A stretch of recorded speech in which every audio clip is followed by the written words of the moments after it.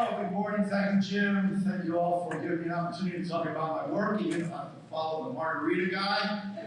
That's not fair. I actually addressed this group 20 years ago, and I have to say it's changed considerably.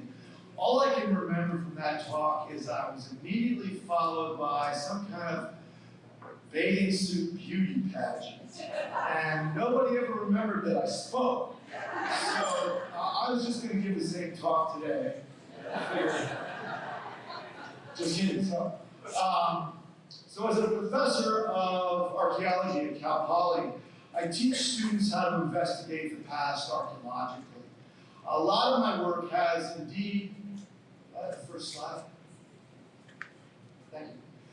A lot of my work has involved looking at the deep history of the Pecho or Diablo Coast. We have sites that date back about 10,000 years there, and I've been investigating those quite a bit with students. But this most recent project, we looked at more recent time. That is, we looked at our historic past.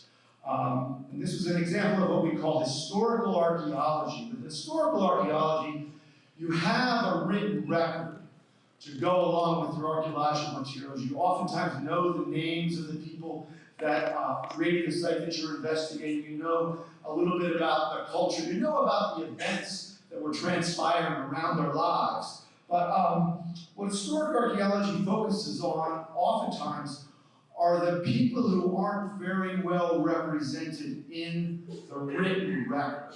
That is, oftentimes the common folk, the pages of history tend to be devoted to oftentimes the more privileged or more prominent few people. But historical archaeology is a little bit more democratic. And so in this particular instance, we decided to investigate a site that was created by Japanese American tenant farmers.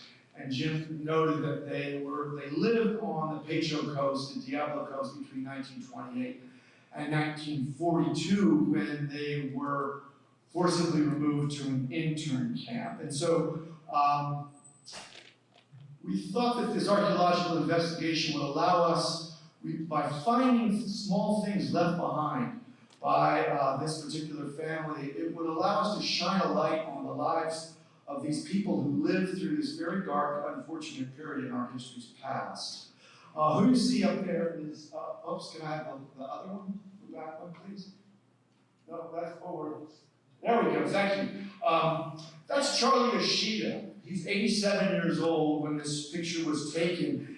And he's standing next to an interpretive sign that was installed by PG&E at the Point Bouchon Trail after they discovered that on the Diablo property are sites that remain, that are the remnants left behind by his family and 6 other Japanese American families who resided on the coast. With thanks to their foresight, PG&E interviewed Charlie Yoshida about the lives that he remembered on the coast as a child, and it was very good that they did this. It provided us with a little bit more information about these folks and how they lived. And also, in this particular case, Charlie's 87 in that image, and he passed away in 2020. And so that was the last opportunity to learn a little bit about those folks. So let's go back in time. Thank you. So this is actually the Yoshida family in 1930. Charlie is the young fellow on the left. He was 4 years old about at this time. The family lived on the coast. They grew zucchini, sweet peas, artichokes, lettuce.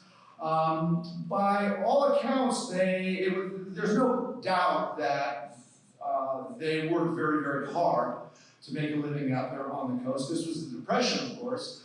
But by Charlie's account, it was also somewhat of an idyllic time for them. However, this time ended very abruptly when they were removed to the intern camp. But in this case, it was especially heinous because while they were in the intern camp, the property was sold and the new property owners sold their farming equipment. And so basically that meant that the Yoshidas would never be able to return to the Pecho Coast again. So fast forward, we did actually ultimately provide them with an opportunity, their descendants, to return to the Pecho Coast. We had an excavation project focused on the remnants left behind by the Yoshida farmstead. We brought in a group of 25 Cal Poly archaeology students, but we also invited descendants of the Yoshida family. And so we had 25 archaeology students and 40 members of the Yoshida family came from all over California. They participated with us, they observed what we were doing. On the left, you see our excavation. We were very, very fortunate. We discovered the trash pit from the farmstead, and that's the gold standard for historical archaeology. If you can find a trash pit, believe me, if you want to know how people lived, look at their trash. Trash tells no lies. What we found was interesting.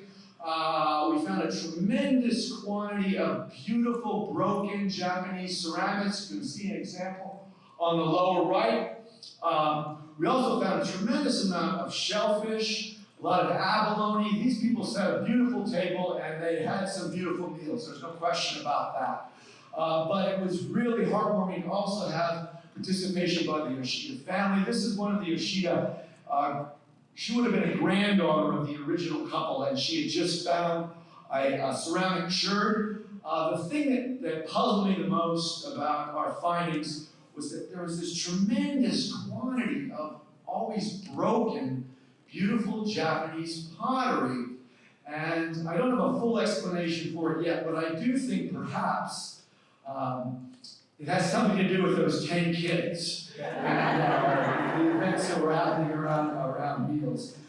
We will be developing an interpretive display of our findings.